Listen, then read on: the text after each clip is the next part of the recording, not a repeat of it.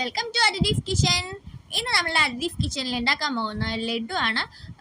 ലഡുവിൽ വന്നിട്ട് നമുക്ക് മെയിനായിട്ട് വരുന്നത് 2 ഗ്ലാസ് കടലമാവാണ്. ഇവിടെ ഗ്ലാസ്സിലാണ് ഞാൻ റേഷ്യോ പറയുന്നത്. അപ്പം ഏത് ഗ്ലാസ്സിലാണോ നമ്മൾ കടലമാവ് എടുക്കണം അതേ ഗ്ലാസ്സിൽ തന്നെ വേണം പാലെടുക്കാനായിട്ട്. അപ്പോൾ ആ കാര്യം ഒന്ന് ശ്രദ്ധിക്കണേ. ഈ 2 ഗ്ലാസ് കടലമാവിന് 3 സ്പൂൺ അരിപ്പൊടി വേണം. അതേപോലെ 3 സ്പൂൺ പഞ്ചസാര വേണം. അത് നല്ലവണ്ണം ഒന്ന് ഇളക്കിയ ശേഷം അതിലേക്ക് 1.5 ഗ്ലാസ് പാലാണ് ഒഴിക്കുന്നത്. പക്ഷെ ആ പാൽ ഒഴിക്കുന്ന ടൈമിൽ ഒരറ്റടിക്ക് ഒഴിക്കാൻ പാടില്ല, കുറച്ചായിട്ട് ഒഴിച്ച് അത് കട്ടയൊന്നും ഇല്ലാതെ നല്ലൊരു ലൂസ് പേസ്റ്റ് പോലെ, അതായത് ഭയങ്കര ലൂസ് ആകാനും പാടില്ല, ഭയങ്കര ടൈറ്റ് ആകാനും പാടില്ല, ഈ വീഡിയോയിൽ കാണുന്ന പോലെ. പിന്നെ അതിനുശേഷം ഇതുപോലൊരു ഹോളുള്ളൊരു കയ്യിലെടുത്തിട്ട് അതിൽ കുറച്ചായിട്ട് ഈ ബാറ്റർ ഒഴിച്ച് ഈ പൂന്തി പോലെ ആക്കിയെടുക്കണം. ഇതിൽ മെയിനായിട്ട് ശ്രദ്ധിക്കേണ്ട കാര്യം എന്താണെന്ന് വെച്ചാൽ ആ എണ്ണ ഭയങ്കര ചൂടായിട്ടുണ്ടാകണം. ഒരിക്കലും ചൂട് കമ്മിയിലുണ്ടാകാൻ പാടില്ല, ചൂടായിട്ട് വേണം ഉണ്ടാകാൻ. എന്നാലേ അത് കറക്റ്റായിട്ട് ആ ഒരു ഫ്രൈ ചെയ്യുമ്പോൾ ആ ഒരു ക്രിസ്പിനെസ് ഉണ്ടാകുള്ളൂ. അതിന് വേണ്ടിയിട്ടാണ്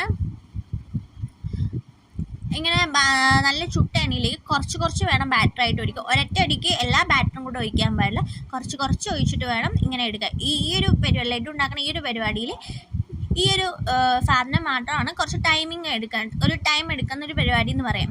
ഇത് ചെയ്യുമ്പോൾ കുറച്ച് ക്ഷമയൊക്കെ വേണം. എന്നിട്ട് ഇതിനെ നമുക്കൊന്ന് മാറ്റി വയ്ക്കാം, ചൂടാറാൻ വേണ്ടിയിട്ട് മാറ്റി വയ്ക്കാം. അതിനുശേഷം നമുക്ക് പഞ്ചസാര പാവാണ് കാച്ചാൻ പോകുന്നത്. ഈ ഷുഗർ സിറപ്പ് അതിന് വേണ്ടിയിട്ട് നമുക്ക് ഇവിടെ ഞാൻ 2 ഗ്ലാസ് പഞ്ചസാരയാണ് എടുത്തിരിക്കുന്നത്. പഞ്ചസാരയിലേക്ക് കുറച്ച് വെള്ളം ഒഴിച്ച് അതൊന്ന് പാവ് കാച്ചാൻ വേണ്ടി വെക്കാം.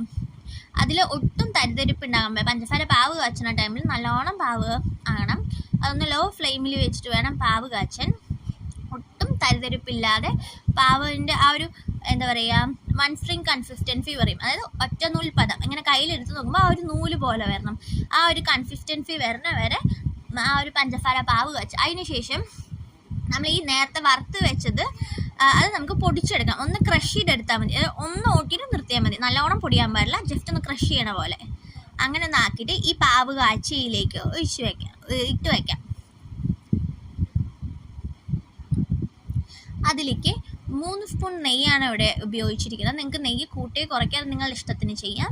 പിന്നെ അതിനുശേഷം പച്ചക്കൽപ്പൂരം എന്ന് പറയും, അത് നമുക്ക് കടയിൽ ചോദിച്ചാൽ കിട്ടുന്നതാണ്. അത് ഒരു നുള്ളിട്ടിട്ടുണ്ട്. അതേപോലെ തന്നെ ഒരു 2 തൊട്ട് 3 ഏലക്കായ കൂടി ഇട്ടിട്ടുണ്ട് മണത്തിന് വേണ്ടിയിട്ട്. ഞാനിവിടെ പിച്ചിട്ടാണ് ഇട്ടിരിക്കുന്നത്, നിങ്ങൾക്ക് വേണമെന്നുണ്ടെങ്കിൽ പൊടിച്ചിടാം. അതിന് ശേഷം നല്ലവണ്ണം ഇളക്കി അതിനെ യോജിപ്പിച്ചെടുക്കണം. അതിലേക്ക് കൽക്കണ്ട് യൂസ് ചെയ്യണം. ഞാൻ ഇവിടെ കൈ വെച്ചിട്ടൊക്കെയാണ് ഇളക്കിയിരിക്കുന്നത്. എന്താ വെച്ചത് ഞങ്ങൾക്ക് വീട്ടിലേക്കുള്ള ഉപയോഗിക്കാൻ വേണ്ടിയിട്ടാണ്, അതുകൊണ്ടാണ് കേട്ടോ. പിന്നെ അതിലേക്ക് ആവശ്യത്തിന് അണ്ടിപ്പരിപ്പും മുന്തിരിയും കൂടെ ചേർത്ത് നല്ലവണ്ണം ഇളക്കിയിട്ട്, ഇത് ചൂട് അധികം ആറാൻ പാടില്ല. ഒരു കൈ വെച്ച് നമുക്ക് സഹിക്കാൻ പറ്റുന്ന ചൂടാകുന്ന ടൈമിൽ നമുക്കിങ്ങനെ ബോൾസ് പോലെ ആയിട്ട് ഉരുട്ടിയെടുക്കാവുന്നതാണ്. നിങ്ങൾക്ക് ഈ റെസിപ്പി ഇഷ്ടപ്പെടുകയാണെങ്കിൽ എൻ്റെ ചാനൽ ലൈക്ക് ചെയ്യാനും സബ്സ്ക്രൈബ് ചെയ്യാനും മറക്കരുത്.